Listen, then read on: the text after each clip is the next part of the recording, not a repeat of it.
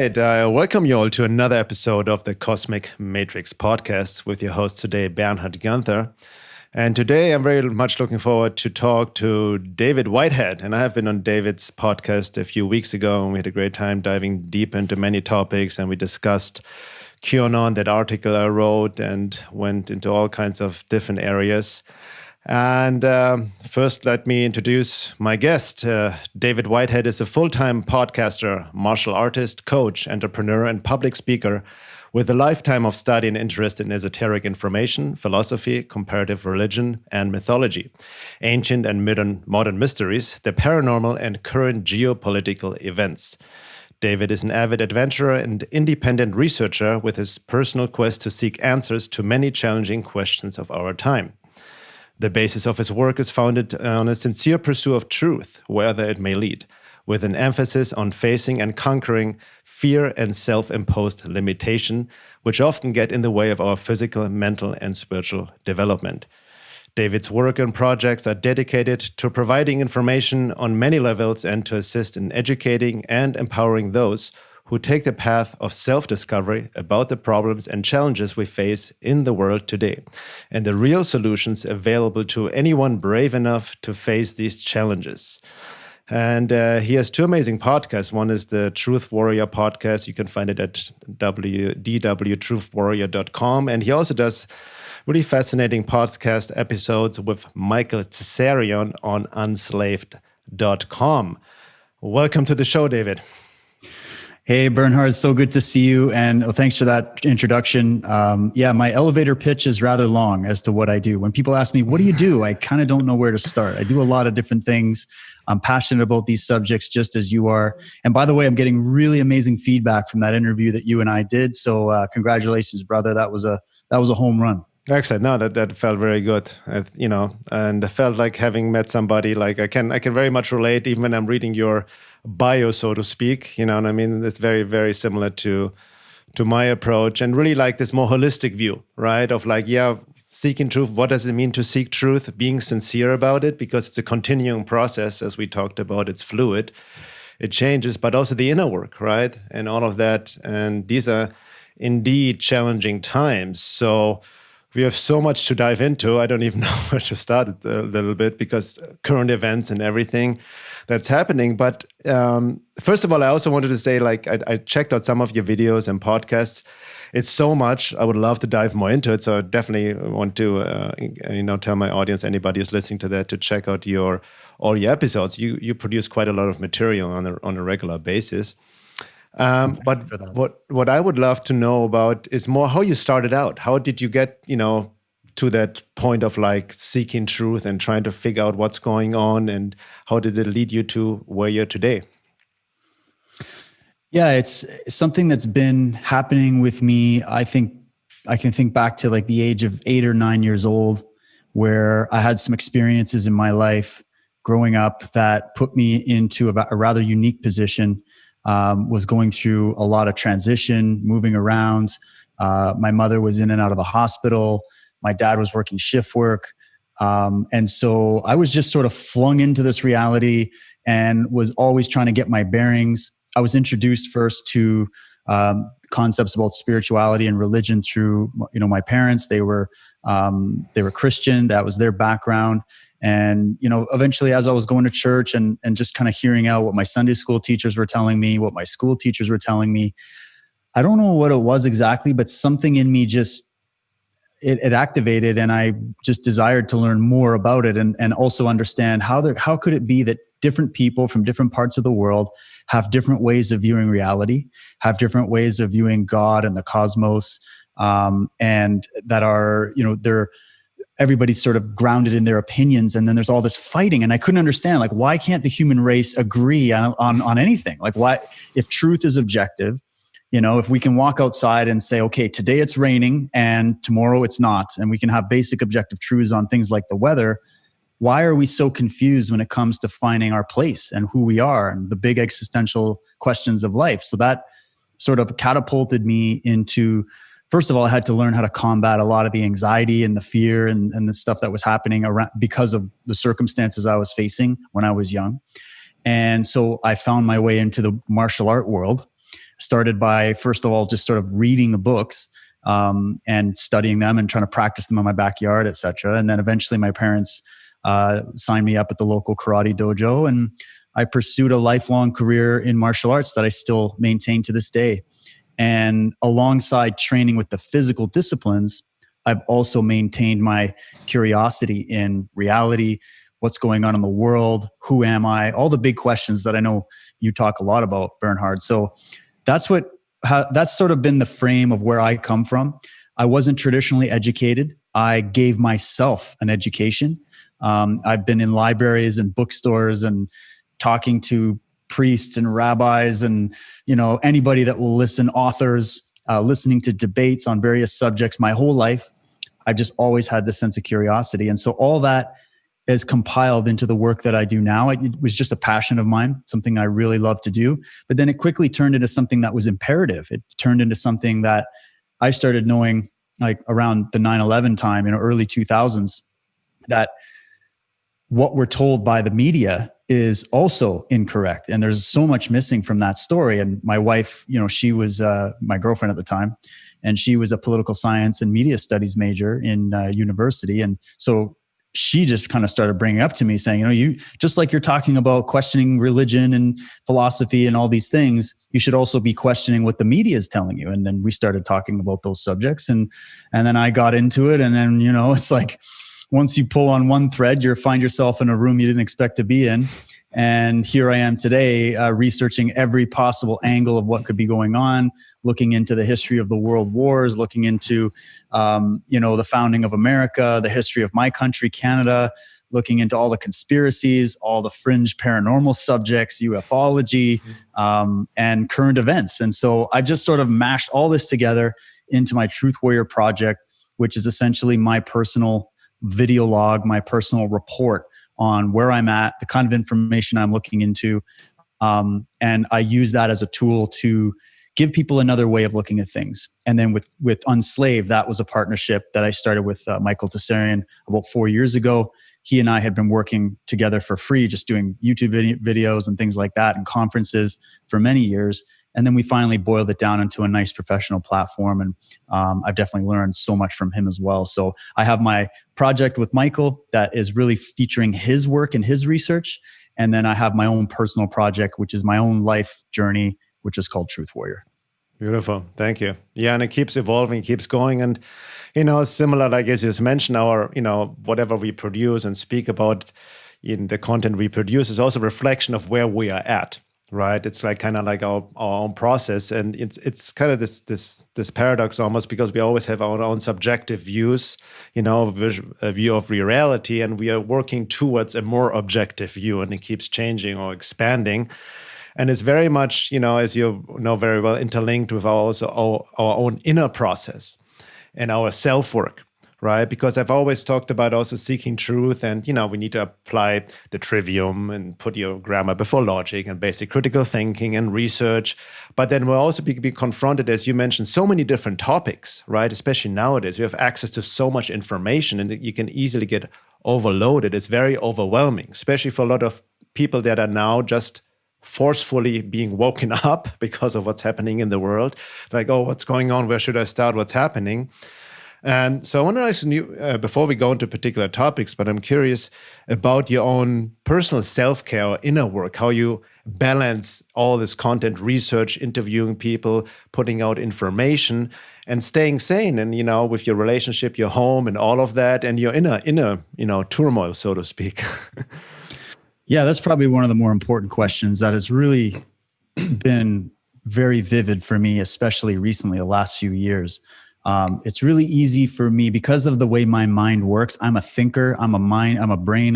That's where I live.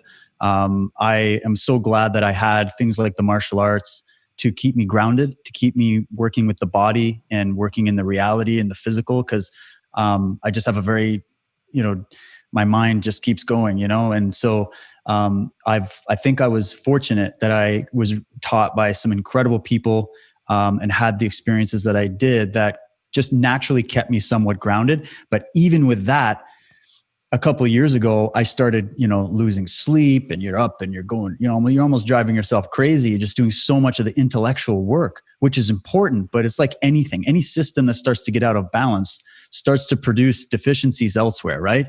So, thank God I have such an amazing partner in my wife. Her and I feel we're soulmates. We've been through thick and thin for many years and been together a long time. We've run businesses together. We have kids together. And I needed that counterbalancing force in my life. And she's a very strong personality as well. And so she would always just kindly remind me, hey, you really got to put your own oxygen mask first before you assist others. You really got to make sure you take care. And she's been that voice for me in the background, as well as my mother-in-law, who also is, constantly bringing me food and, just doing so many amazing things. So I built myself a good support system of just a few people. I don't have a massive crowd around me.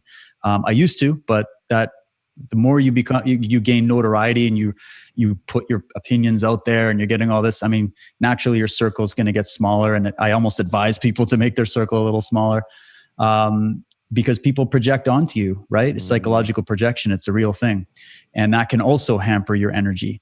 So for me, I make sure that I balance out my time with the research. I sort of have a routine. I get up in the morning, checking all my the sources that I like to go to, going through some things. I get up, I do some work, I do some stretching, little workout.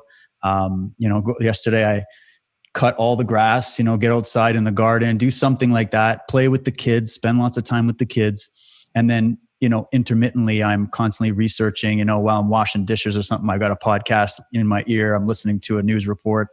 Now with social media, it's so much easier. And I've built a network of people that send me information from all over the world. I'm sure just like you, Bernhard, you start doing this, and you definitely get a lot of crazy people after you, but you also meet some incredible people. And some of the best friendships I've had have been just people I've never met in person. They're online, and we share information. We encourage each other. So, it's a combination of having a good support network, of knowing the fact that you must balance what you're doing. You don't have to cut anything out. It's just that you have to balance those things, and you'll know when you're out of balance. And I've learned over the years, I can feel when I'm out of balance. I can feel like things are getting pent up. I'm getting it a little bit sharper with the kids, or I'm a little bit edgier, or I'm even when I'm debating people online, it's just a little sharper around the end. I go, okay, look, I'm drawing myself into something that is wasting my energy. I'm clearly deficient somewhere. So let's go back to the drawing board. And then I go for a walk in the forest, go for a run, go for a workout, have a conversation with somebody off topic. And all of a sudden, you just come back to center again. So everybody has to kind of find, I think, for themselves what their practice is to help keep them balanced and centered and focused. And remember that we're here to live a holistic life. It's easy to get drawn into just becoming so obsessed with one thing that you're doing. Your job, your business, the research, whatever. And those things are good. But if you put everything of yourself into one basket, you've lost other dimensions of yourself. Mm-hmm. And that's a lesson that I had to learn, very hard. I'm an Aries. I'm a strong personality.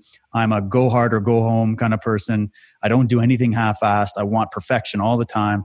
And so that's a strength in one sense, but it's also a weakness when it's sort of blown out of proportion and I get out of balance. So, for me, it was breathing, some meditation, martial arts, reading fiction really helps, to kind of clear the haze and get you into the mythic realms of the mind. And then you come back and you go, okay, what's going on? Trump just took off out of Ohio. What's happening? Is August getting hot? And you get into all that stuff.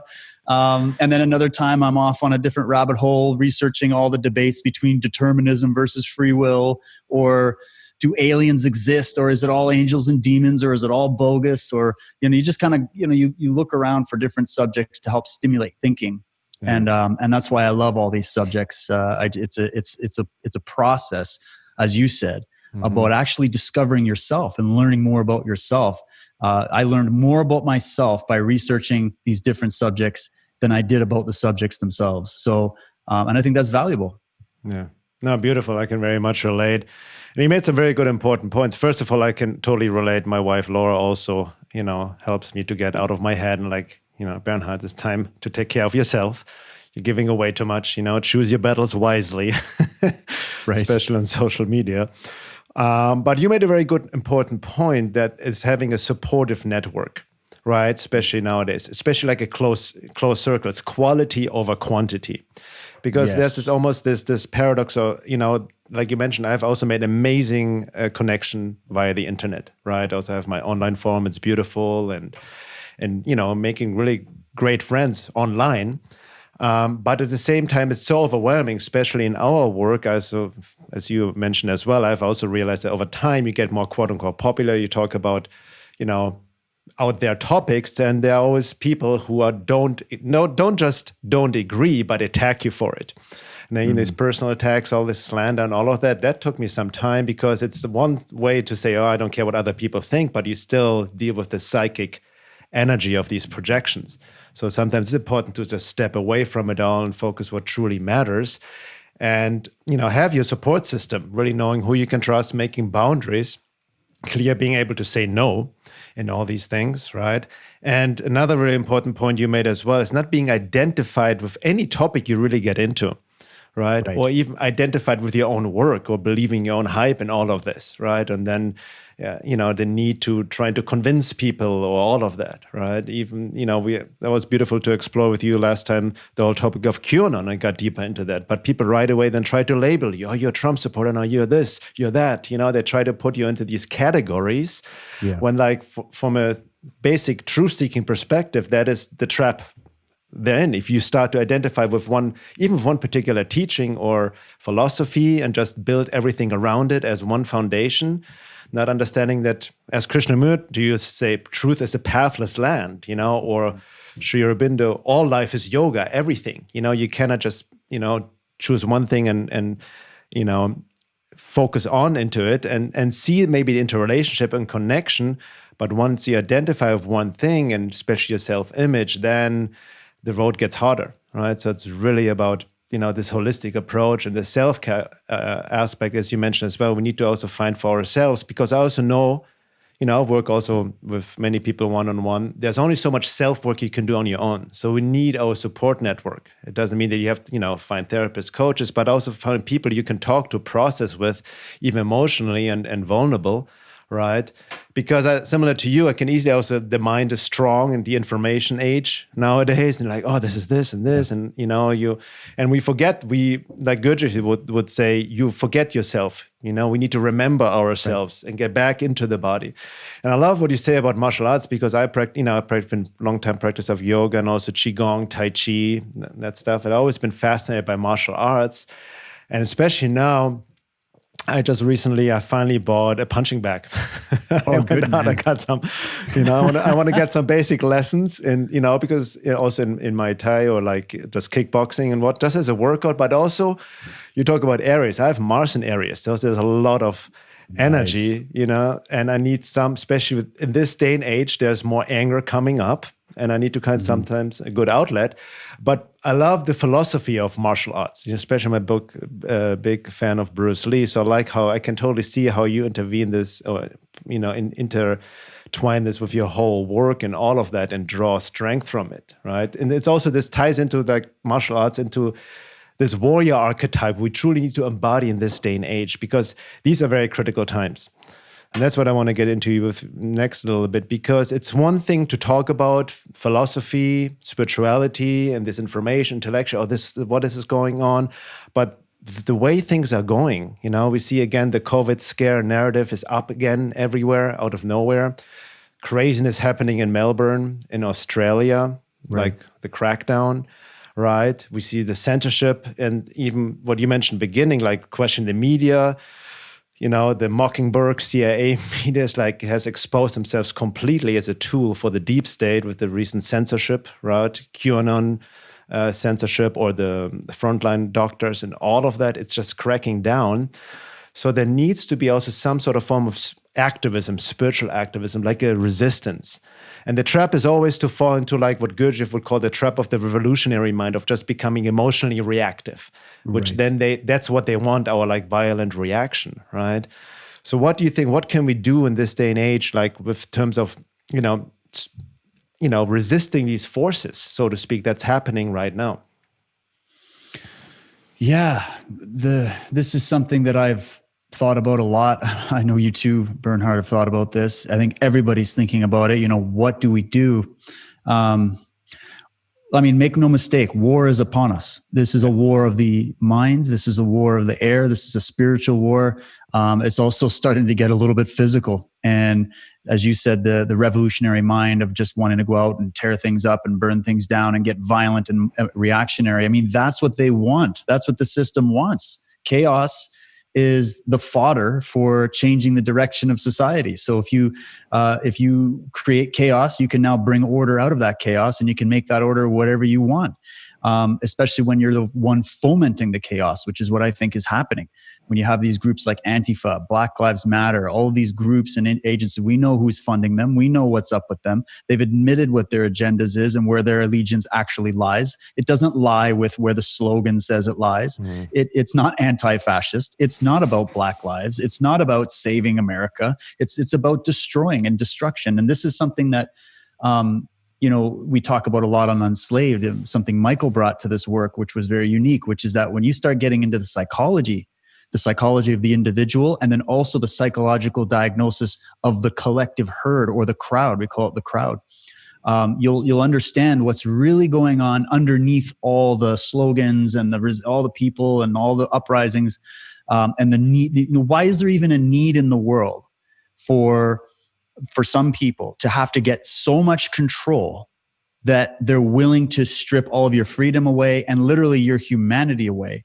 What's driving the people that are organizing this current lockdown that is so draconian? It flies in the face of everything that has to do with the foundational principles of Western civilization, or just in my opinion, it flies in the face of what it is to be a human. They want an anti-human, technocratic state. That's what they want. And they want it to be global. This is something they've written about forever. And by they, I mean these people, these architects of control, the cabal, whatever you want to call them, people who are, you could also just call them self-murdered people. They've already destroyed within themselves, or maybe never even had it, the element of humanity that is based in creativity, in creation, not destruction.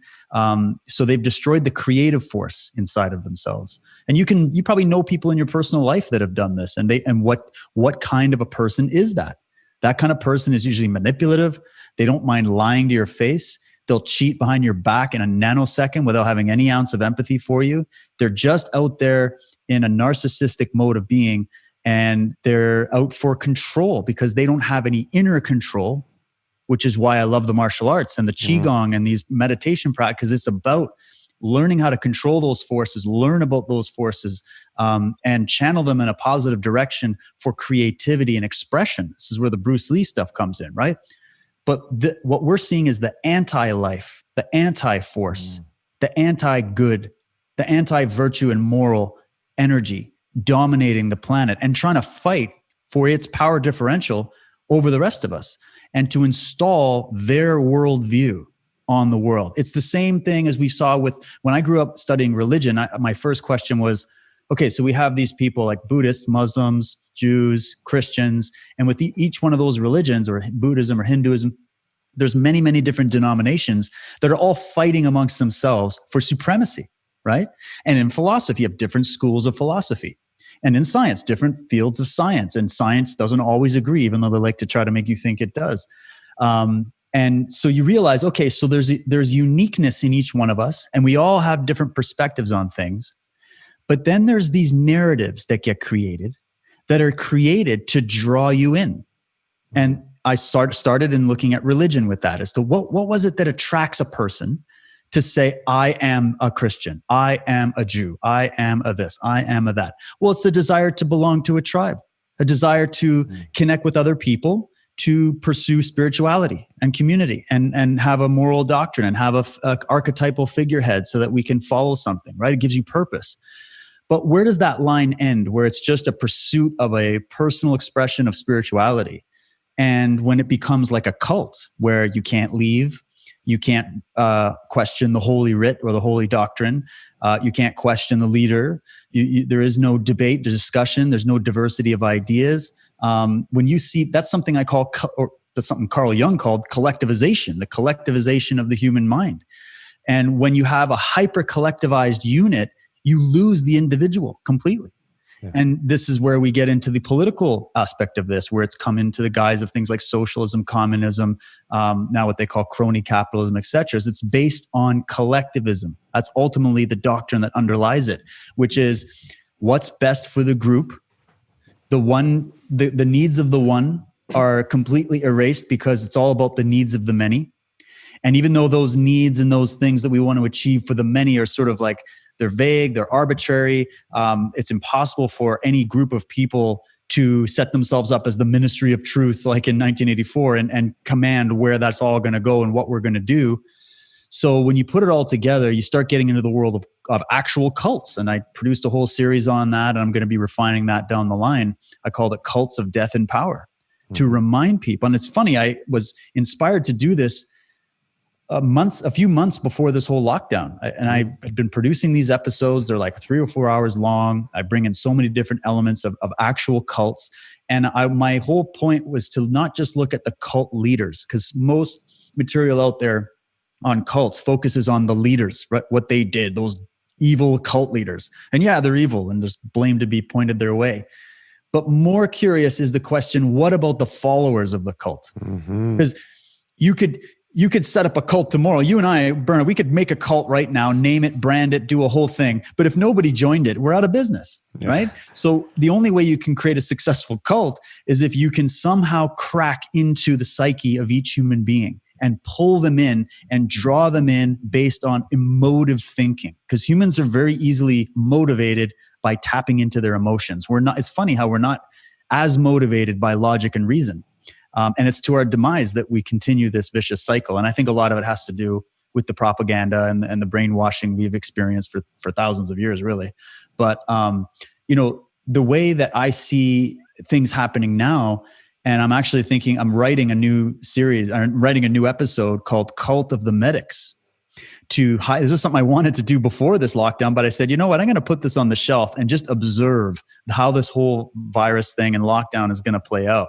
And sure enough, all the signs of a cult are there. All the signs of, you can't, there's a priesthood that is unchallengeable. You cannot question the new priesthood.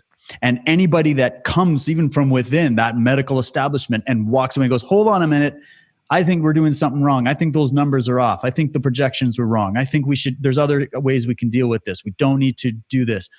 They're not given they're not given the opportunity to debate and discuss and share what their ideas would be and let everybody decide what they think is true.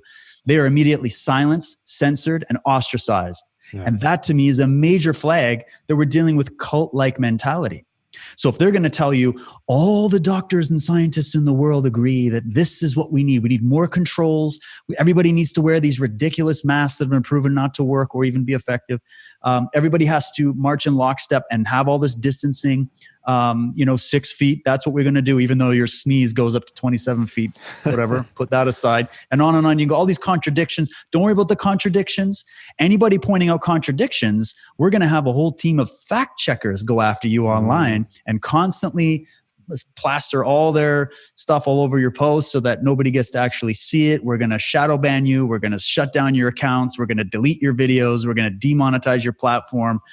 And on we can go. When I see that, I say, okay, then I'm immediately on the opposite side of whatever this little new priesthood is saying, because I've done this for too long, Bernhard. I'm sure you've seen this too. I've looked at this for too long. History, politics, religion, cults. And when you do that for long enough, the signs are so blatantly obvious that something else is going on other than what they're telling us, that it now puts you in a position as an individual to make a choice. And you do have the ability to make a choice. I find it very interesting that another thing that happened right before the lockdown stuff was a lot of mainstream academics and authors started arguing against free will as being real. This whole thing came up again. I mean, it's the oldest debate in philosophy, but they came to the point where you got all these Sam Harris types and all these people going out there saying, look, there is no real free will. We're all just guided by our genes, and therefore we need. And when you think about the logical conclusion of that belief, it's lining up with what the socialists in Germany tried to do, the communists in Russia tried to do, the communists in China tried to do, and on we could go, where they said, well, human beings are just animals, and we need to create a farm-like scenario where the animals are corralled, controlled, vaccinated, tagged, monitored, fenced in, and used for resources. Because human beings, there's nothing more. It's just matter. There's no point to life. It's just pleasure principle only. No consciousness, no creativity. We're just robots. We're just animals. And that's a belief system that these people have. So when that belief system was sort of pushed through the mainstream, and they're saying philosophy's dead, poetry's dead, art is dead. We're going to create a new art, and we're going to censor all the old ugly stuff. And all I would say is, where have we seen that before? When that happened first, then they rolled in the tanks of, we have a virus. It's worldwide. It's airborne. It's going to kill your grandma. Get inside, lock down, shut down your business. Don't worry about all the people that are committing suicide and dying as a result of the lockdown.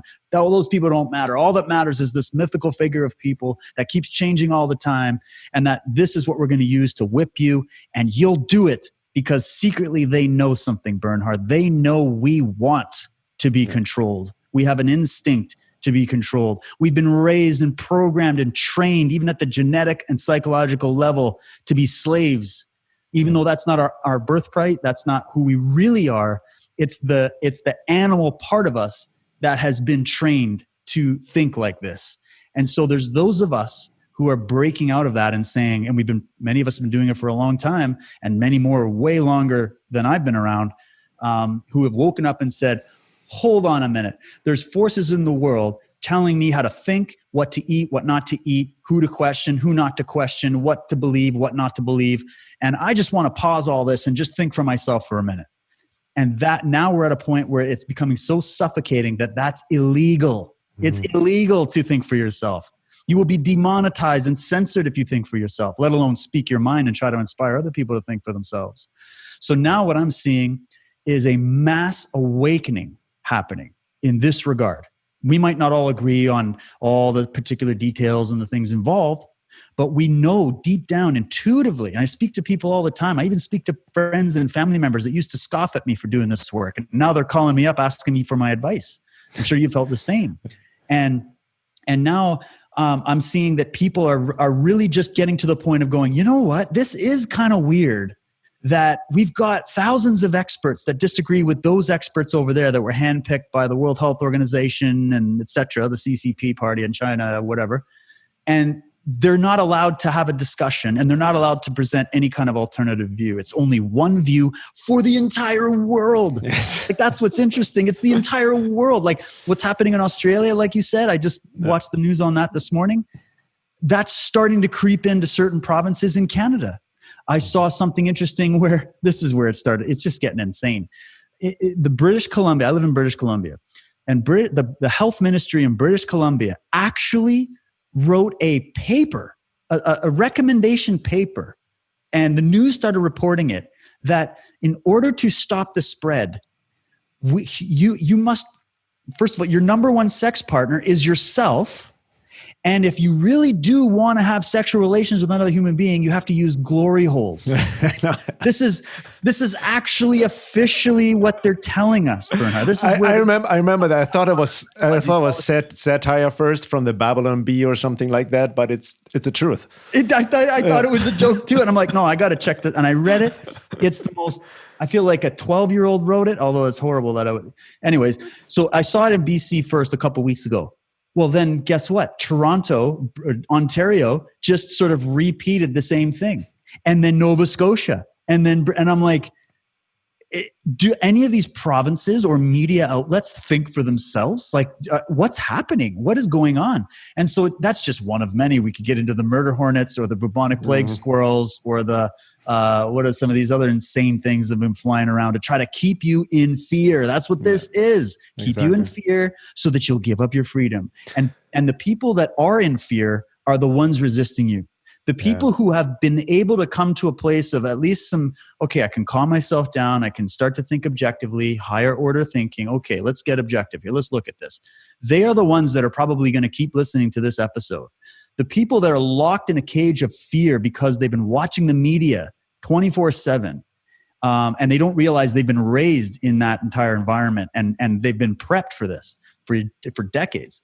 They are the ones who are fighting back against this and wanting to shout you down because they're afraid. And that's why I said they want to be controlled and told what to do. They want the handrails. They want the signs, what to do, where to go. They want to be told where to stand. Because they want the illusion of safety. And that's where I bring back, I'll wrap this little monologue up by saying, I did a video log where I started off with the quote from Thomas Jefferson, the guy whose statue they just tore down and beheaded. He said, I prefer dangerous freedom to peaceful slavery. And I just so happen to agree with that statement. I don't care what anybody thinks of Thomas Jefferson or where they come from. That statement to me is true. That's who I am. That's in my genes. And you can say, and then they're going to say, well, that's because you're white, Dave. You're a white straight male, so it's in your whiteness. Yeah, we have no voice here, by the way. They're going to attack you in every way they possibly can. But all I got to say is I don't care where you come from, what your background is, what you believe, what gender you are. It doesn't matter. You're a human being. You're the microcosm of the universe, and you're being told to kneel and sit like a dog and do as you're told. And I personally don't want to live in that world. And there are millions of us that feel the same way. And so I think consciousness is rising, and I personally won't rest until I see the end of this battle go towards the side of freedom. Yeah, beautifully said, David. Thank you. And you made I'm really looking forward to, I want to check out your whole series on the cult mindset, because you're so right. When I've studied some cults too, and when at some point all these spiritual predators were exposed and this and that, and they attacked, held accountable, that's fine and good. But I had the same questions, because so many people get easily into victim blame. How did the people even follow these people to begin with? You know what I mean? How did they get into it? Something I would reject right away anyway. So what's the mindset of cult members? And that's what we're seeing right now. I like what you said, because what's happening right now, this whole COVID narrative ties into this whole Marxist communist ideology that's behind BLM and Antifa and whatever. It's a cult mindset. It's really scary, Marxist communism that ties also into the social justice warrior cancel culture. Right? If you don't have certain views, if you're not outspokenly anti-racist, they can not only attack you, but demonetize you, destroy your career, right? People have been fired for questioning the official narrative. And that's, I see more and more, like you mentioned, two things are happening. Many people on the positive side, the silver lining, people are waking up. They're like, what the hell is going on? This can't be, they start to question, right? Because it's almost like an esoteric law, so to speak, but people don't start to question everything themselves in life until they suffer, until the shit hits the fan. So that's, almost the role of suffering, so to speak, you may argue. But many other people... You should suffer gladly, or you will suffer unwillingly. Like you will be, you can either do the internal suffering and deal with it and do the shadow work and make yourself stronger, or you can repress all of that, and your entire society can repress all of that. And then we're all really suffering, as in the many examples that, Exactly. That's like the difference, like the necessity of Gurdjieff would say of conscious suffering, like, there you go. Taking responsibility, for not externalizing and whatnot. But then people are taken over, like you said, by this fear virus. That's the only true real virus that's dangerous. It's taken over. And then that's, the biggest danger, what I see, the quote unquote Agent Smith syndrome, like people starting to police each other, right? That's what we see. Then the mob, psychology and all of that, the destruction of the individual. And it's so fascinating. Jordan Peterson, God bless him, he's dealing with his health issues. We need him right now with his, what he talked about years ago. I even would, at some point when I listened to him, there's things I didn't agree with him, whatnot. But for the most part, he talked about this rise of cultural Marxism, and back then he talked so extremely about this, this can't be, this is just no. And now look at what's happening. It is as dangerous right now. It is coming not only the US, not Canada, but worldwide, literally. It's this one deep state agenda. It's almost like an end game of the socialist New World Order, trying to destroy the individual, the nuclear family, under this guise of, collectivism for the group, right? This forced unity, right? This it tags into, like you mentioned, into our own well-meaning. Yeah, we all want to get along. We all want to have oneness. but it's forced oneness, right, with an ideology in order to control us, and that's the danger right now. And another thing, what you mentioned also, that you said at the beginning in your journey, you mentioned like you cannot understand why people, talk about, have those views and those views, but they, can get along. They cannot even agree to disagree. You know what I mean? Why can't we just have civil conduct and all of that? And the reason that was my challenge for many years as well, because we have also been conditioned, or we have this wishful thinking, like people who are like more like what I call, spiritually evolved, so to speak. We want like see the best in others. So we project our own soul potential into others. We project qualities into psychopaths that they don't have, right? It's like this idea of, we are one, but we're not all the same. Like you mentioned, there are forces out there that, you can see it esoterically, not even have a fully embodied soul, but empty shells and a completely materialistic view of the world. So they want to, control us like animals, That's right. So that's the danger right now. And I'll just say something real quick on that, because it's so important. Like, there's two different kinds of unity, in my opinion. There's the unity that you will experience when you are working in harmony with another individual, right? Yeah. When you actually view people as unique, special, divine individuals, as opposed to just another cog of a wheel, right? Another aspect of the Borg. Then that's a true kind of unity that will build bridges and build civilization and build you team up with people, you work together, right? You were talking earlier about keeping the right people in your life. Relationship with other human beings is a part of what we call shadow work, or what Jung called shadow work, which is just, understanding all the elements of yourself, the good, the bad, the ugly, and integrating it as opposed to repressing it. So, having relationship is a big part of that. But relationship with another is different than becoming the other, being absorbed into the other, where you don't have an identity anymore.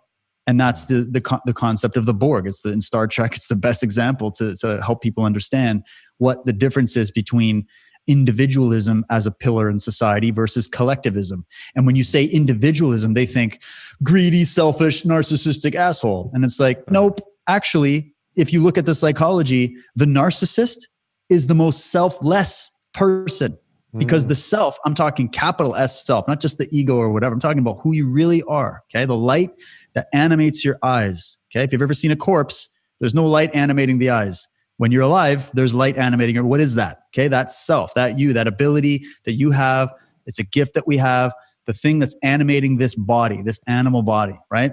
And I'm not saying that in a degrading way. I don't think the body is the cage of the soul or any of that nonsense. I have nothing but respect for the body. It's a part of what you are. It's a part of nature. But the thing is it's unique. It's yours. And yeah, you're a human. There's what we call humans, and then there's different types of humans and different, all these things. But what these Marxists want to do, talking about Jordan Peterson, and that was the one thing I also really agree with him on and liked, when he would go to war against the feminists and the Marxists and all this stuff, was to just bring up the fact that, a real sane society is built on the premise of freedom, as well as having, this basic social understanding amongst each other that my freedom can't breach your freedom, right? So, but you can't start micromanaging everybody and telling them what they can say, what they can't say, and all these other things. And then especially giving that authority to the government. Are we insane? Like it's just amazing to me. It's like we're all suffering from Stockholm syndrome or beaten wife syndrome or something, where we keep returning to our abusers. And that was what brought me into the cults. Was I was looking at this video of with Heaven's Gate, the Heaven's Gate cult. And you can get a lot of clips online, and I included some of them in my series. It was in the first episode where I covered this. And you basically have this very charismatic leader that's talking to these little cult followers who all have uniforms on. They all have these patches, these badges on that say the away team, and they've been indoctrinated to believe that they're actually aliens that are here to give Earth a message and then jump on the back of Hale-Bopp's comet and fly up to the 9th dimension beyond human. Like, this is essentially the doctrine. And he got them into this place where you just see the looks on their face. They're like little puppy dogs.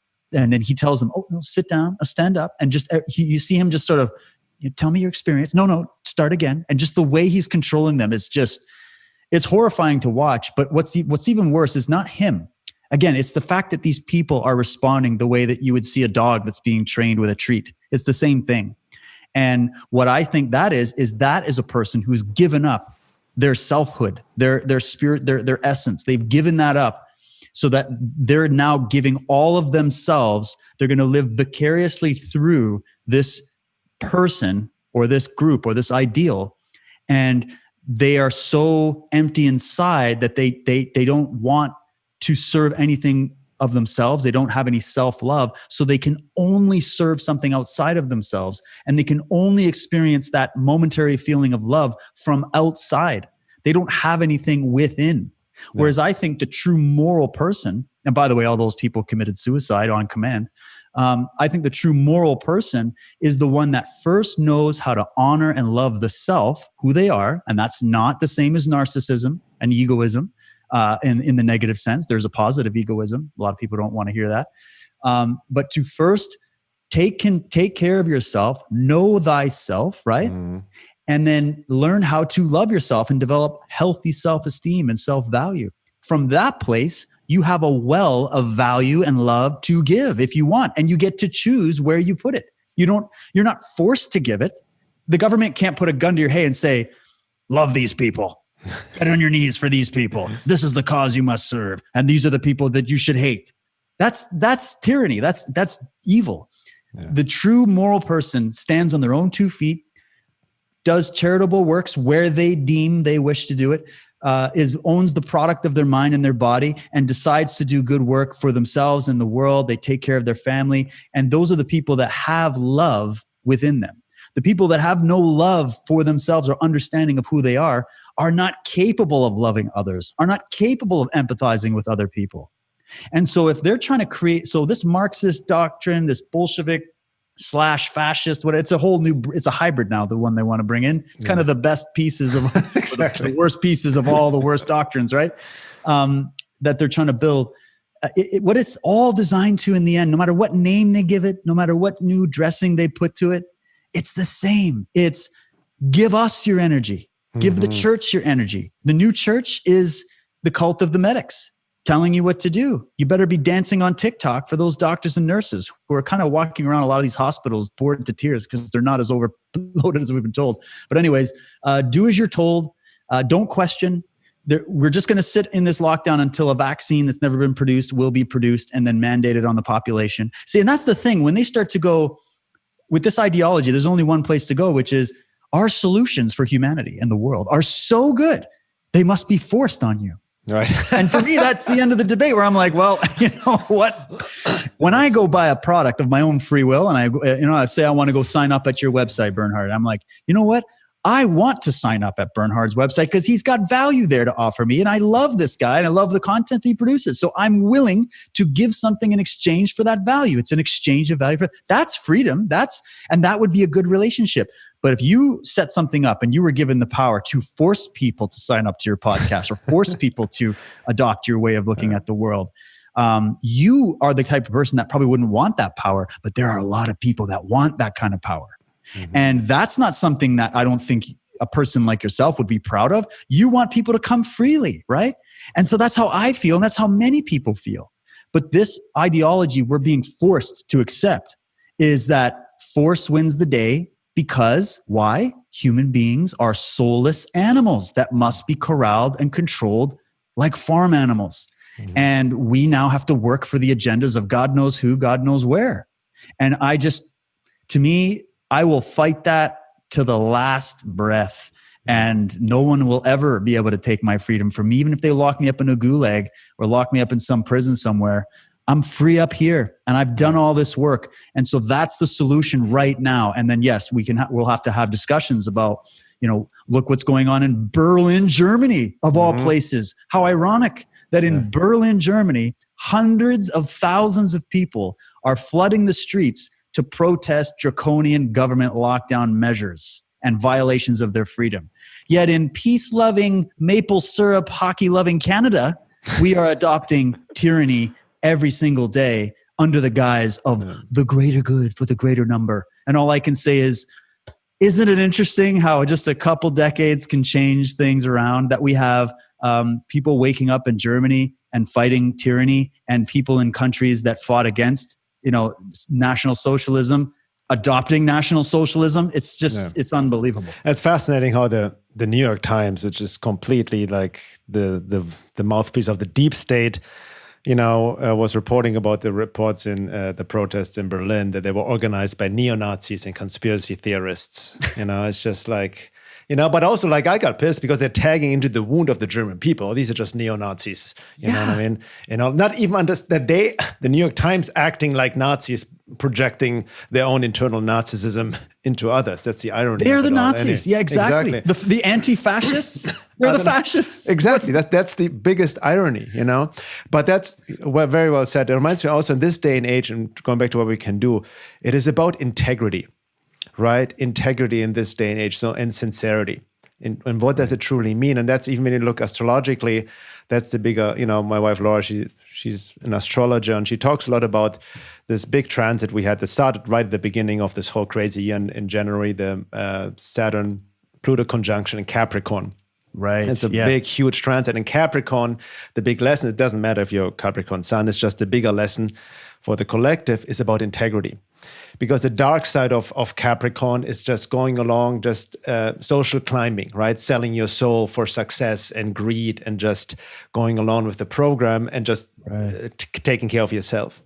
So the lesson is really right now on the positive side, the elevated side, to stay in integrity, right? Right now it's a test on a spiritual level, right? Do you act out of conscience and integrity, or do you now succumb to the fear? I'm like, I better not speak out, otherwise I might lose my income, and this might lose my friends. I get attacked. And I better also become outspokenly BLM, anti-racist, and all of that, and just go along with the mob because I don't want to deal with the consequences, so to speak. So integrity is so key in this, and that's where I feel we are being then rewarded. If we can get through this fear, which is such an illusion anyway, and stand our ground with integrity and sincerity, that's where the support comes in. Even from the divine perspective, there are positive forces, right? And that's how we build the new world, to counteract it with our voice at the very minimum, to speak up, to spread awareness, at least use this information warfare right now.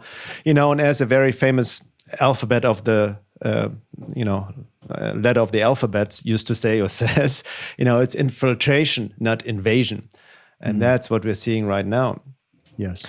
So before we end up, that's amazing. We could go for hours already. I can see. It's just like, exactly. I have all these notes. I haven't gotten even to anything much at all. But I love to get your take on, because we touched it upon a little bit on your podcast when I was guest on your show, about government and anarchism and voluntarism. Because what I see right now, even in the so-called quote-unquote truth movement, which I say quote-unquote because, similar to you, I don't identify with any like movement. We're just doing our thing. Right. And, I share this a bit on your podcast. I've been outspoken like anarchist, voluntarist, governments are evil. No government can, if you give you freedom and sovereignty, right? Voting doesn't matter, and all these anarchistic, philosophy. It's a great philosophy, ideology, and all of that. Voluntarism, no rulers. I want to be sovereign, and all of that. But we can go from A to Z. And right now I see with this Marxist, the more left you are, actually, the more Marxist socialist, the more government. Yes. Ironically, the more quote unquote right, which also has been now completely, people think the more right, the more racist, which is a complete, distortion. It's a lie. The more right, actually, the less government. So what I see, and we talked about this with Trump and the government, there seems something else happening. There are positive forces. So right now, it's actually important to have functioning borders, to have even national identity, to fight, in America for the Constitution. These are things I would have never said months ago. But then you have still these hardcore anarchists like, no, all government is bad and evil, this black and white thinking, which doesn't hold true anymore, and it can actually work against us, this ideology, because our idealism almost, I always thought like borders are man-made, we all want humanity. But you see what happened with open borders policy in Europe already, this forced multiculturalism. Yeah. So what is your take on like this, how would you argue with like an anarchist who says all government are evil and we shouldn't support anyone right now and we need to be our own sovereign self in all of that? How can we rectify all of that?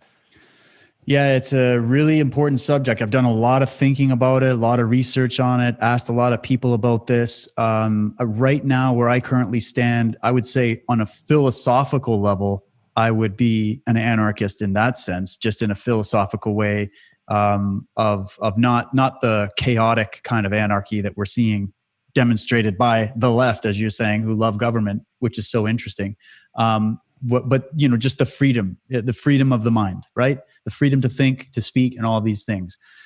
It starts to get a little bit dicey when we decide to form society, to work with others for a shared interest, and we need some kind of organizing structure. And because not all humans are going to align or have yet in history aligned with one vision, and actually every time we've gotten close to that, it's also turned into a nightmare. So you basically get to this weird dichotomy where we want freedom. We want as much freedom as we can.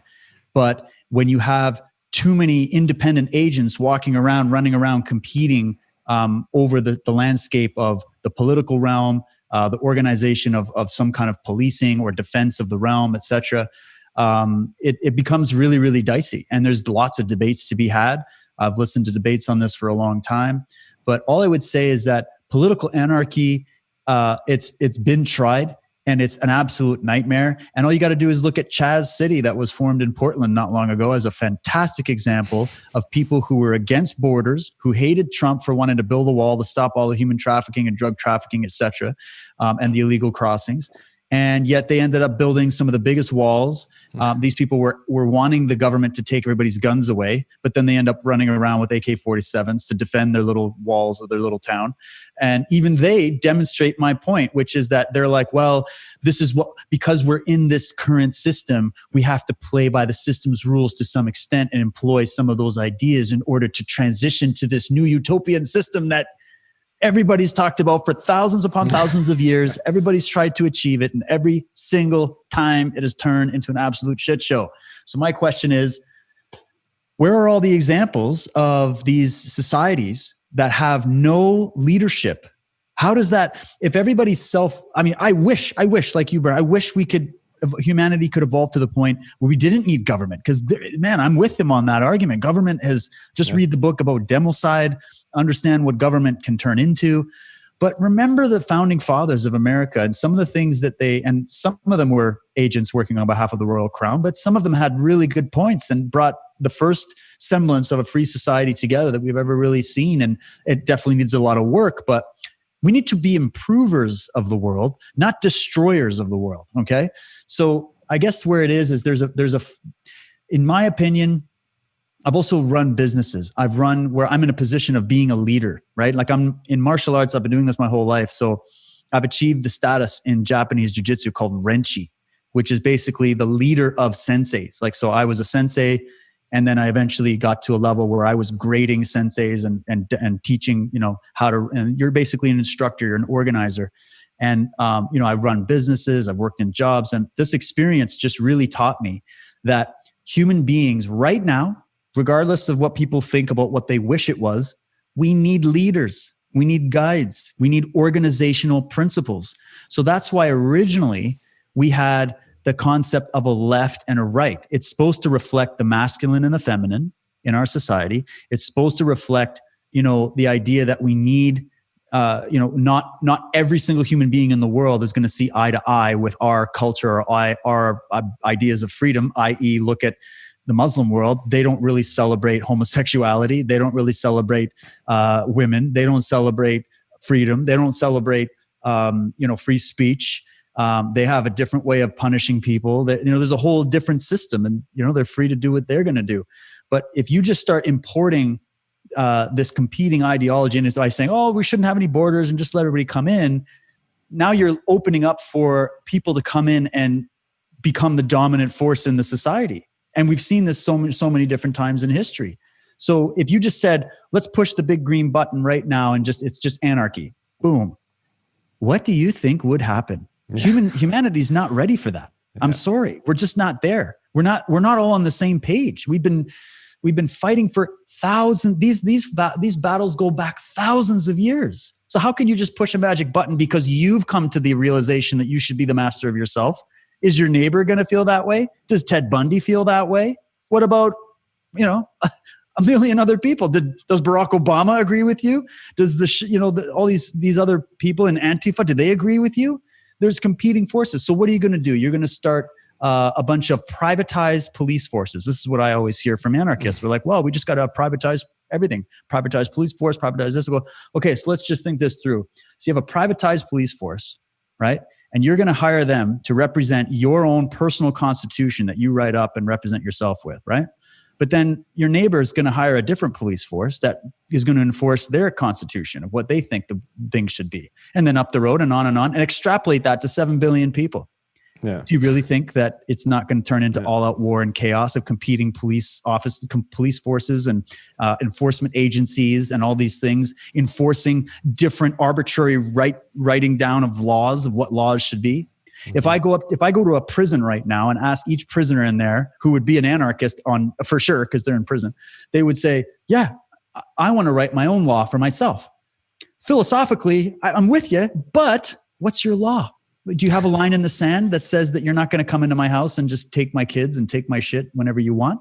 Is that, because if that's part of your constitution, then I have to hire a private police force to be able to protect me against you. But you're going to claim that you have the authority on truth and that your constitution is the right one, and it's going to be war right away. So in a political sense, I just think it's a disaster. And I really haven't heard the arguments. I've heard all the arguments, but I feel like they're so pie in the sky. They start to sound like what Marx and Engels and Hitler and all of them were talking about after a while. Yeah. And you go, all right, well, what we can do then, I guess what the founding fathers of America did is they said, let's split the difference, okay? We're going to write it down that government is an evil, okay? We know, because we're free-loving people, so, and we just got out of King George's little empire and all that, so we want freedom, but we've already done these experiments. We tested this out. It just doesn't work. We need to have an organizing principle and something to unify the people on. So usually these are things like religion or, cultural identity or whatever. America was different in the sense that they said, let's base it off of a principle. We'll have founding principles that we will use as the organizing structure of our society. And that was the Constitution, Bill of Rights. And we could get into a lot of the weeds with that. There's a lot of problems, but just in a general sense, right? This concept of having a free society. It was based on foundational principles, not necessarily some of the other modalities, okay, which are also debatable. But at the very least, it was that it's a necessary evil because of the fact that we should have an organizing agency where everybody can sort of play a part and have a say in it. And there's even debates with that. But the thing is that at least we have a system where we have the rule of law, we have defined borders, because you just read the territorial imperative. It's a book that talks about going through the different animal species and human beings and the elements of us that, animals naturally cordon off territory and defend it for the purposes of survival.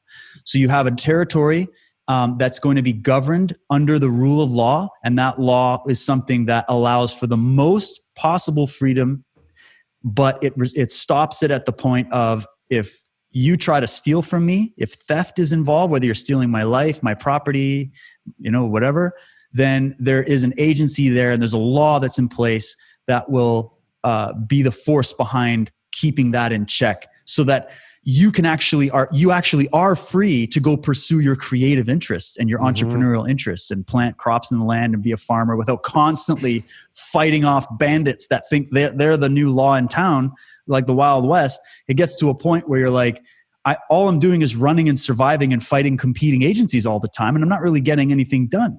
So the purpose of having some kind of structure, and this is a very masculine principle, this is the right wing. It's the masculine principle that says we need to have some kind of structured defenses. It has to be based in logic to some degree. And then the feminine side is supposed to be there to go, yeah, but maybe those borders are a little bit too stringent. Maybe those laws are too confining and too sensory. Maybe they're, and so there's supposed to be in society a dialogue between the left and the right that hopefully finds a middle ground in all these different areas. It's a good place to start. Because otherwise, what are we going to do? We push that big green button. We go, let's go anarchy all the way politically. Boom. I just look around at you. Look what's happening right now. People right now want to be slaves, Bernhard. They don't want to be free. They want freedom from freedom. Yeah. And yet they're the ones saying that we should all go out and be anarchists. They're not actually wanting real freedom. They haven't proven that. And they don't do the work necessary to actually be a being like that. So that's where I go. It's only the few that I think would be capable of actually living in that kind of free space and free way of being. And you'd end up being a hermit in the end because the rest of the society around you wants to live in chains because we're still programmed. Yeah. So there's a bunch of specific points that I could go through with that debate.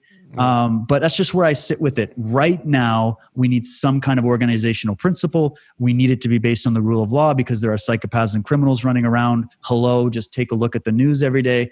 And there's also people out there that want power over you. And it's not just about money. It's not just about money. Money's just a means to an end. They want to control your life.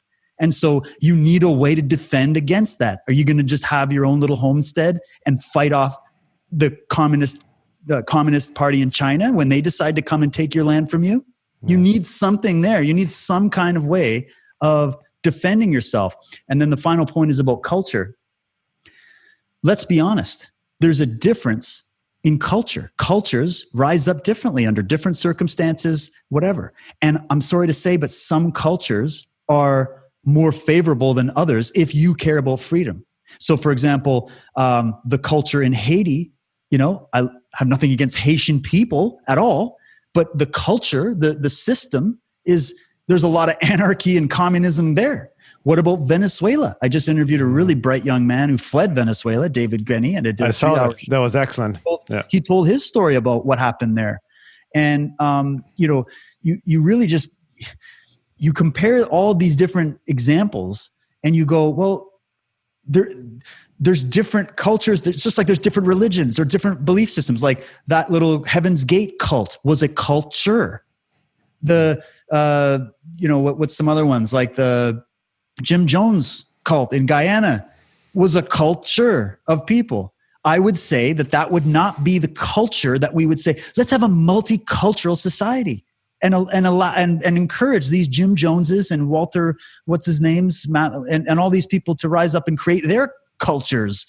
When you get to that point, you have an insane asylum where nobody's agreeing on anything and it's just chaos and violence and it might as well be anarchy. You need to have at least, it's like if I run a dojo, right? I run a dojo. I go, okay, I'm going to give you as much freedom to express yourself and learn as much as you can. But I do have some rules.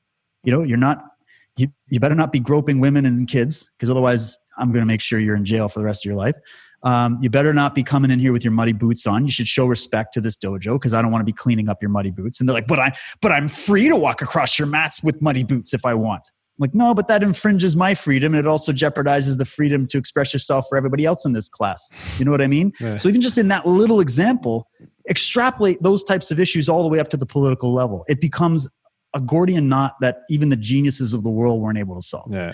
So, it's just, there's lots of ways we can look at this. I personally would say this: be in the world, but not a part of it. Be in the world, whatever system it is, but be free in your mind. Have the anarchy of the mind. First, prove yourself, clean your own room, show some merit, be competent in what you're doing. Don't just live with your parents and play video games all day. Get off your ass and be productive and prove yourself. Don't just talk about theories and draw them on the whiteboard. Prove it to me, right? Let's have some examples. That's where I'll start to respect that. But when people just start going on and on just because it's all this whim, like they just want freedom, what I see in them is that they don't want to do the inner shadow work. Yeah. They haven't done the time to look at human psychology, mass psychology, history, and all these different things.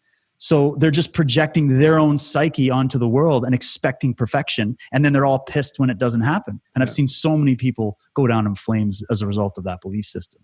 So I think a little bit of balance in that argument is needed. And maybe I'm wrong and I'm open to being wrong. I'm still exploring it, but that's kind of where I sit currently. Yeah, very well. No, thank you for those insights, David.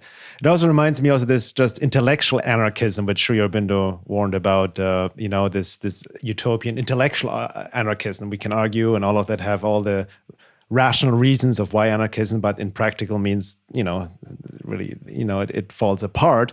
But it's interesting about, almost this contradiction. We talked about this before, touch on what you just mentioned about freedom and sovereignty. Yes, we don't want to have draconian laws. We want our freedom. But this anarchist principle of freedom, no rulers, we talk about sovereignty, but they externalize it, because they don't have freedom from their own unconscious impulses, conditioning, wounding, and programming constantly, like just acting mechanically. And that goes again back to the age-old philosophical debate of free will. What I mean? Is it coming through my true capital self, this true sense of this true essence, that's aligned, a unique expression of the divine working through my personality and ego consciousness. But there's all I can see myself, this, doing a lot of self-work, a lot of stuff we react to. It's very mechanical. There's no freedom, right, within that from our programs, from conditioning, especially when we project it externally. I even see from a basic psychological perspective, a lot of people who hate government and project out externally, or even this Trump bashing, all of that, on a very basic level, they have daddy issues, father issues, like psychological authority issues, because extreme anti-authoritism, and I'm not taking myself out of the equation, is like it's a very childish reaction to some childhood wound where the father wasn't present, or has some childhood wounding and whatnot, and then reject all authority. All authority is bad, but not understanding that there is the necessity for true leadership, right? And that's supposed to be. That's the anima and the animus thing, the archetypal forces that in all of us.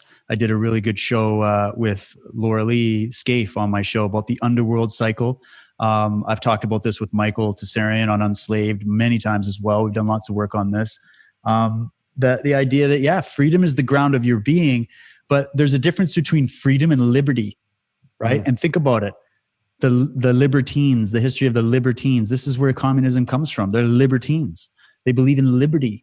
And then the Masons and the Illuminists of the 1700s, they go, oh yeah, liberty. We want liberty, fraternity, and all this kind of stuff. You go, what are you talking about? When you really define it, there's freedom and liberty. Liberty is what you get when you're on a ship and the captain of the ship tells you, okay, we're going to go up to shore. You've got a few liberties to go out and have a couple drinks with your mates and pick up a couple supplies. And then you're back here by 9 p.m. or whatever. You have the liberty to go out and get a little bit of freedom and then come back. That's not freedom. That's liberty. Freedom is something that's the ground of your being. It's the basis of who you are in your mind, in your consciousness. Then it's all about, how do I work with others, right? How do I work? As in the German philosophy schools, they have the Eigenwelt, the Mitwelt, and the Umwelt. And these are the different spheres that you operate in as an individual. The thinking, the consciousness element, the public social element, the spiritual element, and all these things. And it's all based on the natural principles of nature. It comes out of German idealism. And so the idea is the balancing of those forces, not the rejection of one over the other and this copying and pasting. It's to recognize that all these forces exist within us, and we must balance out this individual and the collective. Now, again, about culture. The West, in terms of our civilization, was unique in the world that for the first time, we tried this new experiment where we elevated the individual as the prime pillar of our civilization. And what that meant was that a mob cannot show up at your house with torches and hang you on the tree in your front yard just because you are different from them. You're protected as an individual, as long as you're not violating the law, to pursue your own interests and to pursue your own thriving and success in the world without having this authoritarian hand of the government. So when when people come in and these Marxists and these leftists come in and critique capitalism, they're not actually critiquing capitalism, because we don't have it. We don't have a free market. We have the illusion of one. And even the illusion of one is still better than everywhere else in the world. So in terms of producing actual, getting people out of poverty and creating a better life, that's why everybody's coming here and not fleeing to, Saudi Arabia. So there's clearly a difference in culture, because if every culture was the same, then we would see migrations happening equally around the world. Why is it like that? Why is everybody pouring into the West? It's because we have more freedom here than anywhere else. And we could have even more freedom. But we can't have that freedom when we're constantly hampered down by our politicians opening up the door for every new culture and ideal to come in and giving it equal status, so that now we're all competing to survive. And then now it's to the point where they're actually promoting concepts that fly in the face of Western civilization and the principles of freedom. They're actually working on behalf of the enemy. And then the final point I'll say about Trump, he gets a pass because he's not a politician. He doesn't come from that cloth. He doesn't come from those places. He was somebody that was an entrepreneur, and he became a success. He didn't want to run for president. This, team of military people and people within the government in Washington that were patriots that wanted to see an end to the swamp and the slime, they actually talked him into it and convinced him to get into that position. And he took it on, and he's using the art of war and game theory and all of that. And, he's done some really good things. But the only reason he was capable of doing that is because he wasn't a politician. Exactly. I got very little time for politicians, to be honest with you. Yeah, he's not a career politician. People that come from outside, the average person or people that operate on a merit-based idea and that aren't afraid to speak their mind and are in there to shake things up, which is what we need right now. They're different. They're cut from a different cloth. So that's why, I'm not saying I'm a Trump worshiper or I'm 100% on everything, but there's things that he's done that I cheer every morning for, that I've never thought I would ever see and that you would never see from other politicians, and we haven't seen yet. So you kind of got to look at it from that perspective and then just do the research and then conclude for yourself. And I think we're close to being able to see what's what and what really has been going on very soon. Yes. Thank you so much, David. Excellent. So let's take a break and then go into the second hour. And in the second hour, I want to also get more into talk more about Trump Q. He had a very interesting talk where he said that he literally said this may be the last time you see me for a while. So I want to kind of decode that speech. It was very interesting. I want to talk to you about more also like a topic that has come more prevalent, which needs to come out, but it's quite dark and disturbing. It's the topic of pedophilia, child human trafficking, and what's happening there. Right, that needs to be exposed as well, and talk about more, wherever it may lead us, on a philosophical, esoteric, and spiritual level, and psychological level. And I want to talk to you more about some of the censorship and whatnot that's been happening, especially on social media, Twitter and whatnot. But again, for people who want to find more about your work, can you just share your websites? Yeah, one-stop place. Go to dwtruthwarrior.com. All the links are there. You can get there to Unslaved or unslaved.com. You just go right there. But yeah, all my social media and all the work that I do is linked onto those websites.